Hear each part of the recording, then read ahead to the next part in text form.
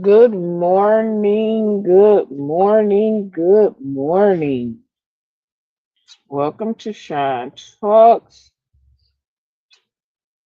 I hope everybody is having a good morning, afternoon, evening, night, whatever time this may reach you.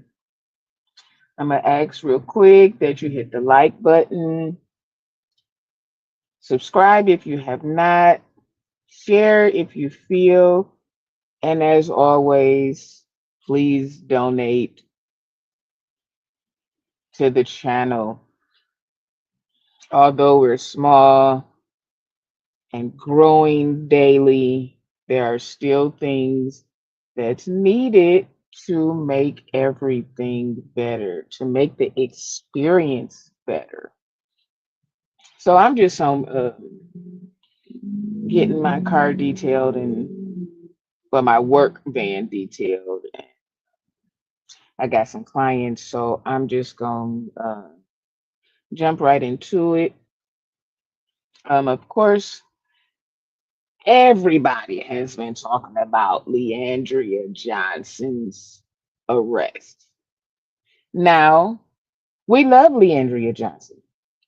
We do. Vocals are unmatched. Um, so we've fallen in love with Leandria ever since Sunday's Best. When she auditions for Sunday Best, it was one of the most, probably the top five touching stories. And then for her to go on and win, man, she has a testimony. She had a testimony then, and she still got a testimony now. You know, things happen, and we have life struggles. So people feel like, as Christians, saved folks, whatever, however you want to say it, that we are above certain things. And truth be told, we're not. We just happen to have a calling on our lives. Um, and everybody's calling is different, you know. Um, she is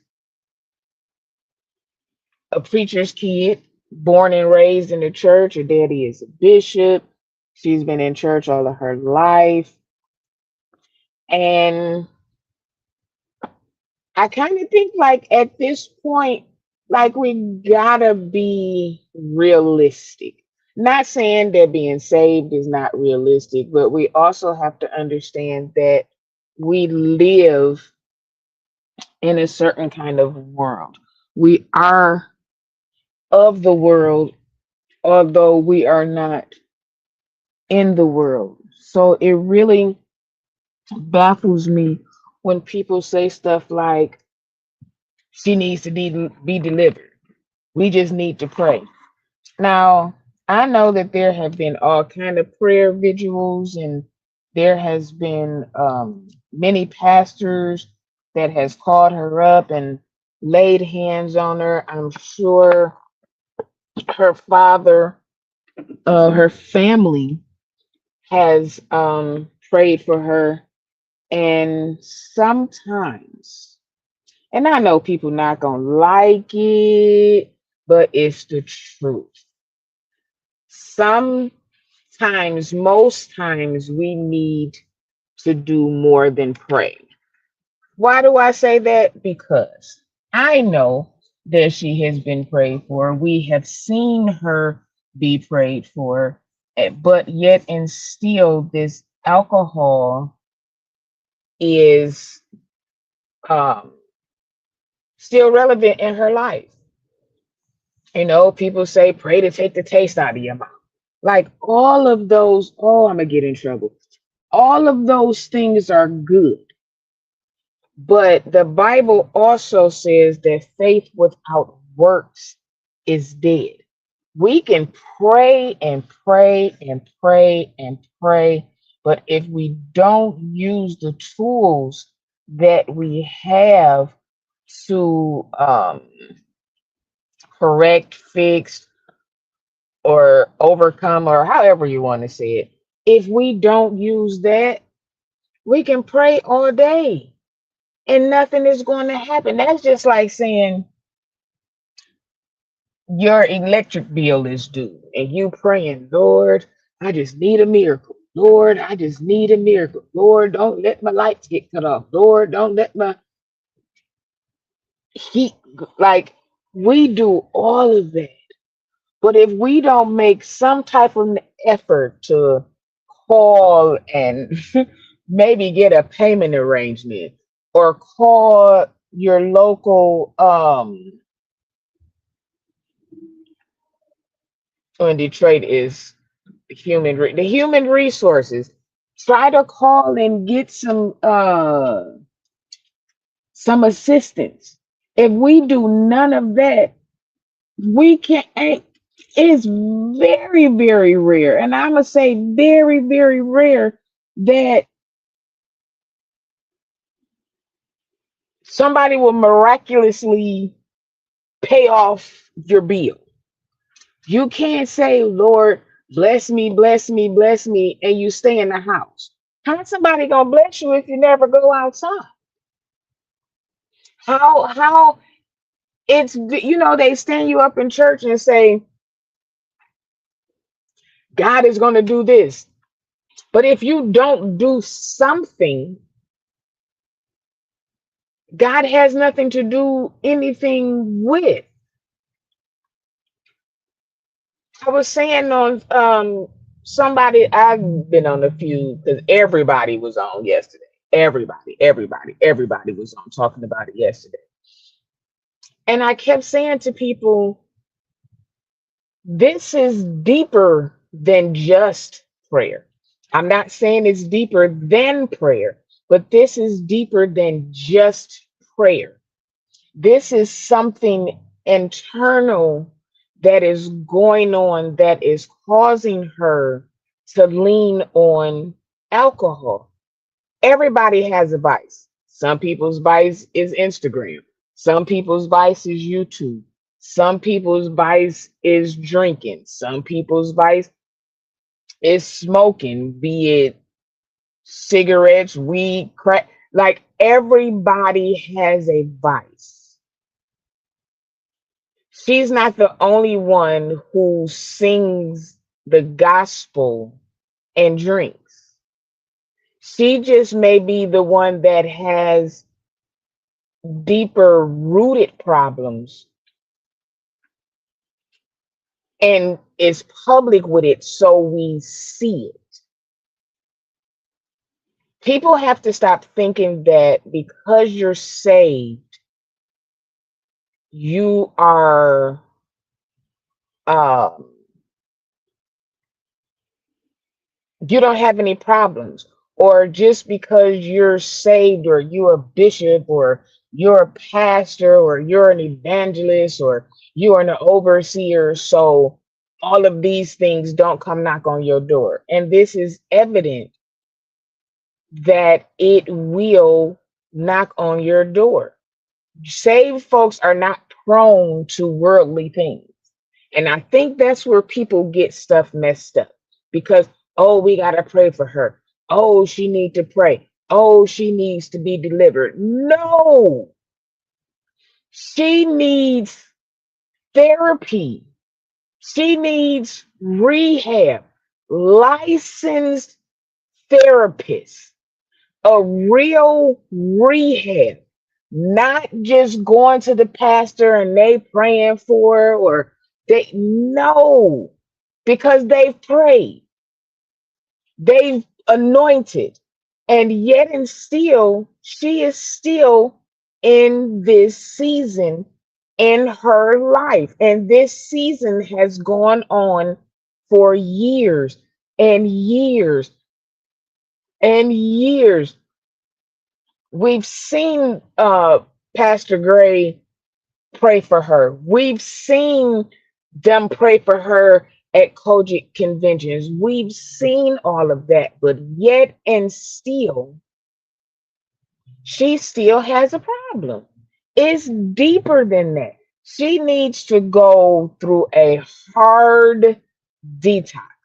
It's going to be hard. She's going to be sick. She's going to be in pain. She's going to fuss at people. She's going to be angry. All of those things are going to happen, but it's necessary. It's necessary to get her out of this. Yeah, she got arrested, but I can pretty much probably guarantee that when she got home, she had a drink. Somebody needs to come while she's in rehab. Someone needs to go in that house and remove all alcohol. Anything that reminds her of alcohol, if it's a cup, if they got to take the red cups out the house, take the red cups out the house. She needs to go and talk to a licensed therapist, a licensed psychiatrist. We have the tendency of just going to talk to the pastor and going to talk to the bishop. And no, God anointed therapists, psychiatrists, the people who work at the rehab, they are blessed with something that we, as they call lay members, don't have. We don't have it. The church does not have it. The pastor does not have it. Is he called? Is he anointed? Some of them, yes. A lot of them, yes. But they're not licensed in what she needs. And that's what people got to understand. It's not just the oil, it's not just the altar. Because if that was the case, as much as folks been fasting and praying, she wouldn't be in this situation. Her being out in public, drunk, apparently doing something that got her arrested, it's getting worse. It's already been bad, but it's getting worse. So you have to be realistic. We can't always work it. Oh, people not gonna like this. We can't always work in the spirit.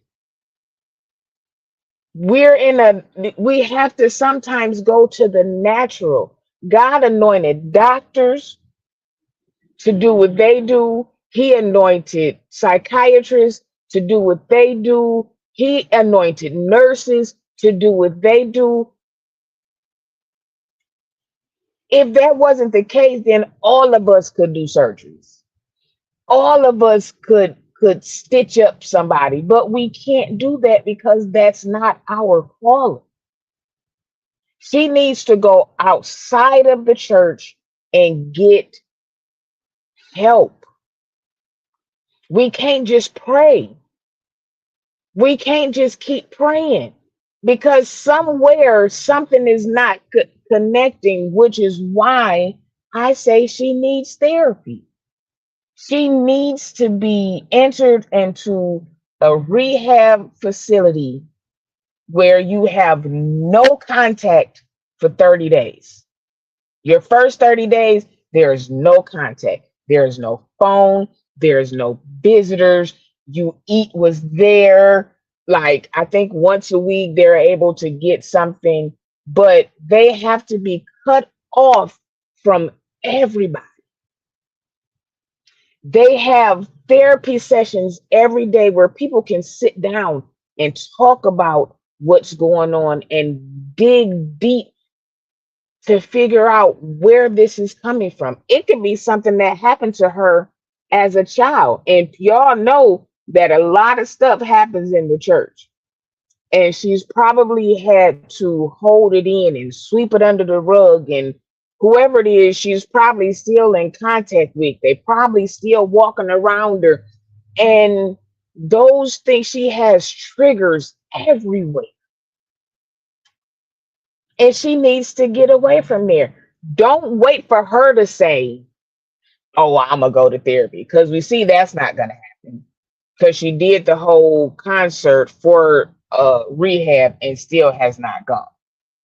Somebody needs to say, "Hey, we about to go for a ride," and let her get as drunk as she want to. Pull up to the facility because she ain't gonna know either way. Pull up to the facility. Hell, say y'all going to visit somebody else and get her in there and let them take her in the back and don't turn back. Yes, she's gonna cuss. Yes, she's gonna scream. Yes, she's gonna cry. But after it's all said and done, she'll be. But that first 30 days is going to be hell. But it's no more hell than what she's going through now. We people want to be so spiritual, and then you have one part that wants to be spiritual with it, and then you have another part that wants to say we don't need to talk about it or don't talk about her. Somebody gotta be the voice of reason. If it takes her manager to say, "Hey, we about to go somewhere, let's go," let her drink. Take her right up to the rehab and let her go. Pack her a bag,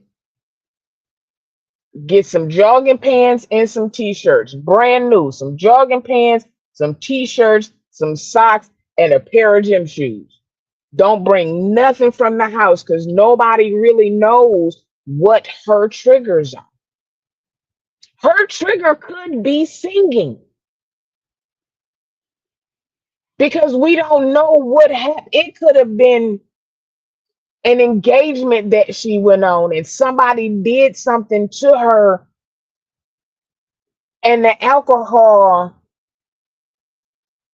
kind of makes her forget about that. Like she's running from something.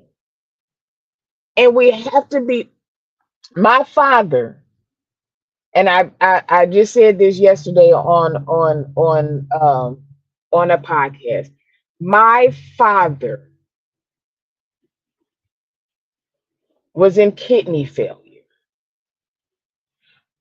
for almost 2 years, and we knew nothing about it. Why? Because he said that he was praying over himself and anointing himself with oil, and God was going to heal him. It wasn't until I said, "Enough is enough." They wanted to do dialysis. No, God ain't called me to do no dialysis. You don't know what God called you. If that was the case, all the oil and praying that you did, you should be okay.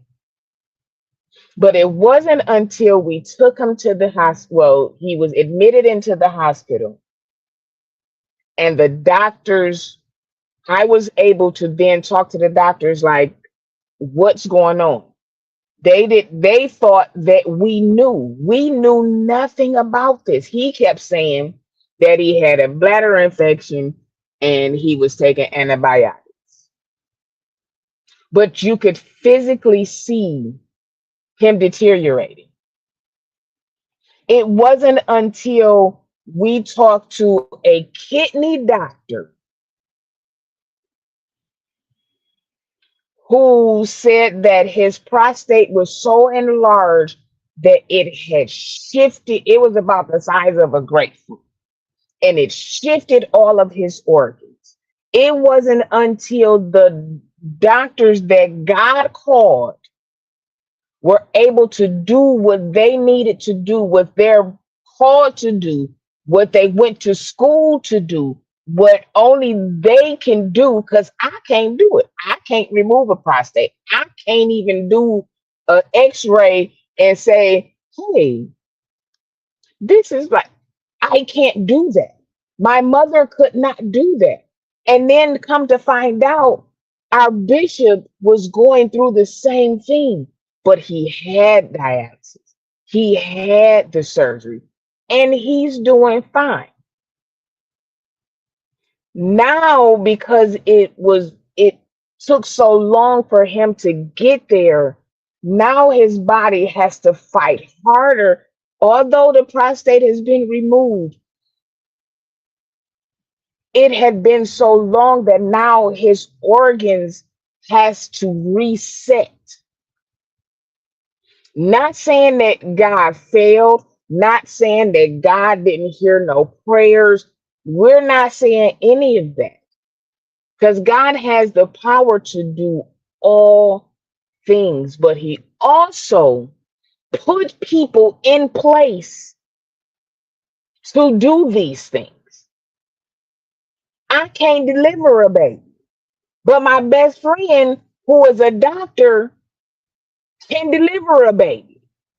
If somebody gets, God forbid, let's say a car accident, all I can do is call 911. My best friend, who is a doctor, which is her calling, is going to do CPR. She didn't sew people up. She knows what to do until the EMS are called. So we got to get outside of the God need to handle this. God has put everything into place for us. We just have to use it. We just have to use it. Yes, it's okay to pray. I ain't gonna never say don't pray. But I'm also smart enough now, common sense, to know that I can pray for something to happen. But if I do nothing, what do we get? I couldn't just lay in the bed and say, Lord, touch my daddy's body. Lord, heal my father. Lord, strengthen his body. When he won't even go to the doctor to do anything.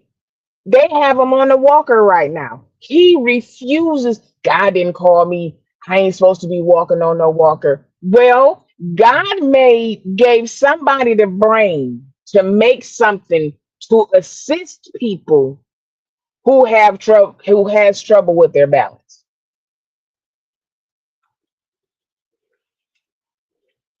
Come on now. We can't be so saved and deep that we dumb. I'm gonna say that again. We can't be so saved and so deep that we're dumb. We gotta think. We have to think. And I'm still going to pray for her, but my prayer is that somebody has enough strength, balls, power, whatever you want to call it, to take her to get help. Putting her on stage and releasing albums and having concert after concert after concert, that's not helping. That's been done for years and it's done nothing. One of these pastors, preachers, whatever, need to call a rehab and say, hey, I have a patient for you. What do we need to do? That's what really needs to happen. Her manager, her pastor, somebody in the Church of God in Christ got some kind of connect with a rehab that they can say, hey, you need to get help. Nothing is bigger than God, but this is past prayer. I may get some pushback. I don't really care because, again, the Bible says faith without works is dead. You don't really have to interpret that. It says what it says, and that's what it means. It don't say faith was without works is dead, but after you dead, ain't no but. Ain't no but after death. Death is the end. So really it's saying faith without works is the end. We don't want to see on the news or on a blog or on one of these Instagrams, on one of these social media outlets. We don't want to see Leandria Johnson passes at. Like, we don't want to see that, especially when there is something that could be done to prevent it. All of that alcohol can mess up her voice. All of that alcohol can mess up her liver. Then it's way gone. Then what? I hear somebody said something about cancer. Okay, if that is the case, then that's now. Yeah, to make her start drinking more now, but before that, what was it? Oh, it's a demon. Eh, okay, we all deal with demons. We all got something that can be considered a demon. But what do we do about it? Again, there has been prayer after prayer after prayer after vigil after altar call after altar call. And where are we?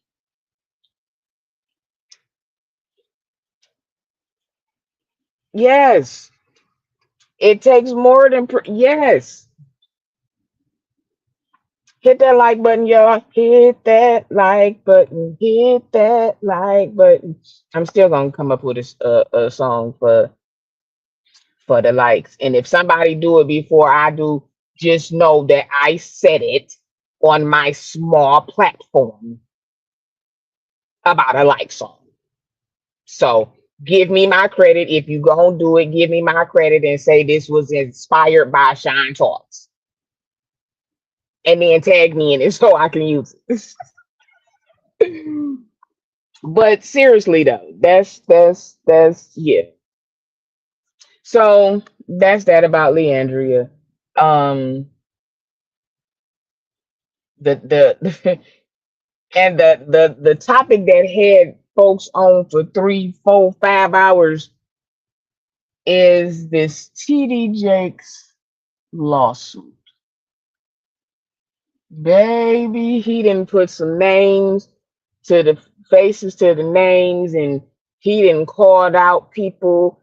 And listen here, you can be the baddest blogger, content creator, whatever, but that don't mean you can't get got.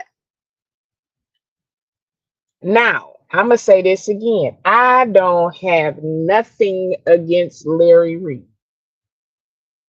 I don't even know Larry Reed personally to even have a problem. I do not agree with some of the things that he says and does.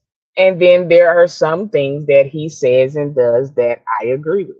There are some things that he say and do that I feel like is freaking hilarious. Yes, I do watch him still. I still get my emails. I still get my text messages.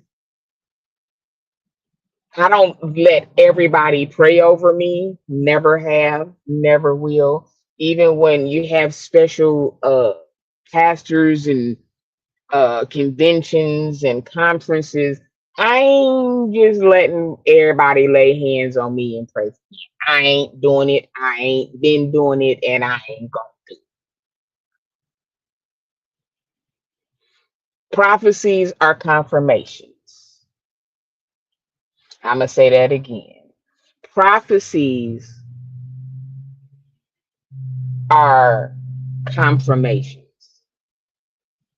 All of that, you gonna get blessed with some money this week. Yeah, I get paid this week. You ain't prophesied nothing. I'm getting paid this week. So yeah, I'm gonna get some money. You know what I'm saying? If you that spiritual and that deep, come to me, thus saith the Lord, about something that I done prayed about, and you're confirming, or God is sending you to confirm what He said or what I've prayed.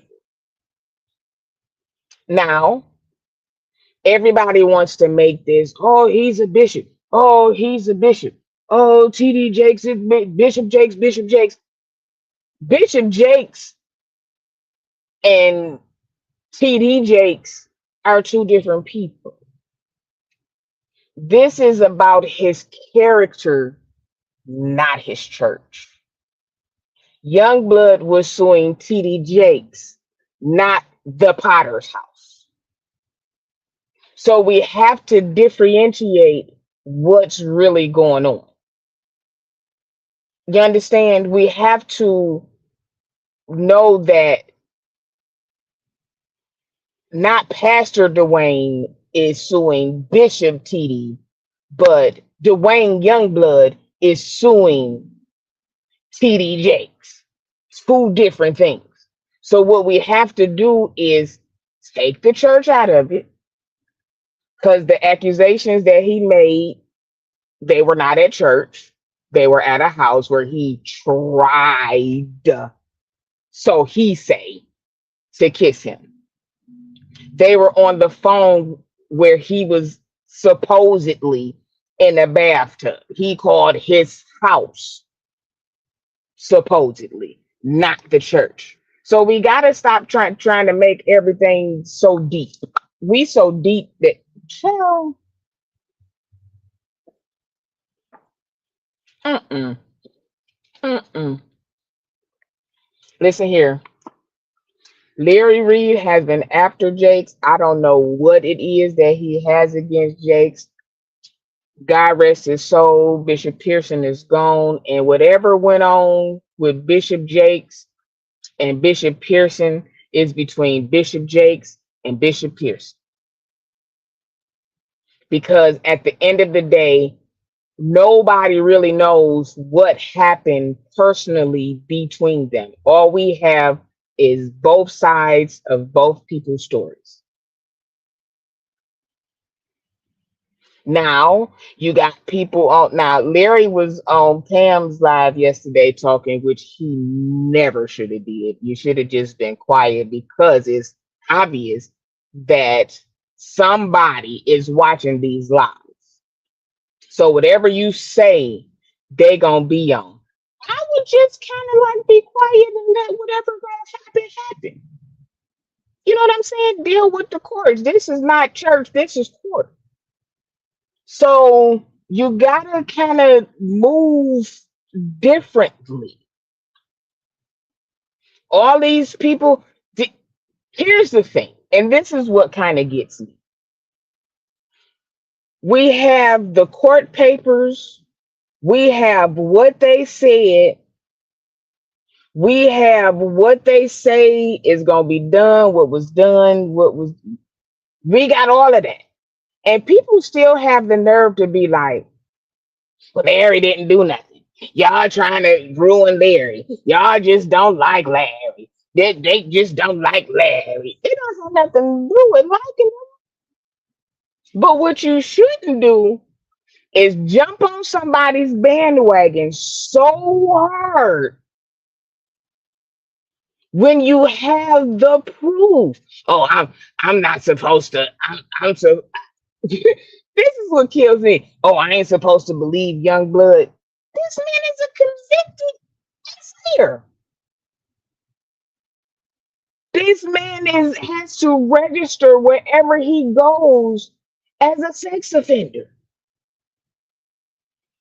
So you want me to believe somebody's story that don't even sound believable about somebody else who has never been convicted?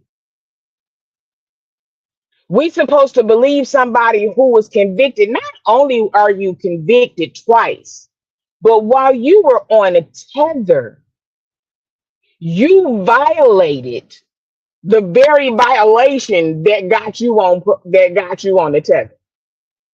So please. And I would believe you, because what? because this is your story. Everybody got a story. That's just like Larry just said. He had a story that he had been telling people forever, just to find out that it was kind of sort of somebody else's story. And you've been telling this story about this person over and over and over and over and over and over and over again for year after year after year after year after year, only to come to the conclusion that, oh man, that's somebody else's story that I combined with my story. Man, come on now. And then Larry says, now, after you done had Youngblood on your platform several times, now you said that this is the top out of the top 10 people that you would trust, that you believe. Then you come back and say, well, no, that was dumb. Well, no, I don't believe that. Well, that was just his story. That was just, no, I don't. I love Jake's. Let me tell you something. If that's how you love, don't love me. Because he's been tearing Jake's down. Larry has been tearing Jake's down for years. Not just since Youngblood. He tried with Manasseh. He got all of these people that's coming out with their stories. He gonna bring us this. He gonna bring us that. He know people who he done paid off. He know people that have, and you have brought no proof to this. And then the very person that you bring with quote unquote proof is a convicted sex offender. Y'all gotta better watch who y'all ride for, because y'all gonna ride for him, and y'all gonna be right in the back of the bus because y'all riding for him. So I gotta go. I hit that like button, hit that subscribe button. I thank y'all for the birthday wishes and cash apps. It is still time. You can cash at me at $ it shine 74 ITSSHUN 74. I did put up my wish list so that I'm a um small channel. People are still gonna do what they want to do.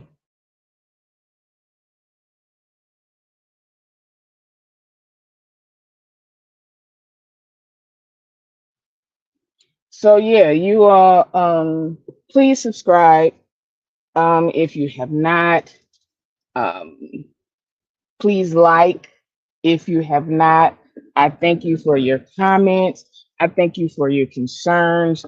Again, I thank you for the birthday wishes. And hey, listen, if you want to get something off my wish list, do it.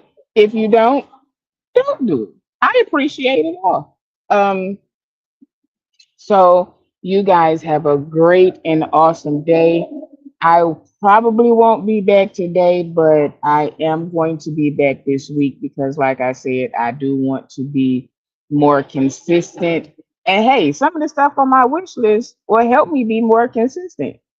You know what I'm saying? I'm trying to get my office back together. So the office at the other houses was good, but now this one has to be done from scratch. So again, if you want to, feel free. If you just want to send a cash app, do that. Hey, they say ain't nothing wrong with begging. I ain't gonna beg, but I am gonna ask. Please donate to the Shine Talk Show. Thank you guys, and I'm out of here.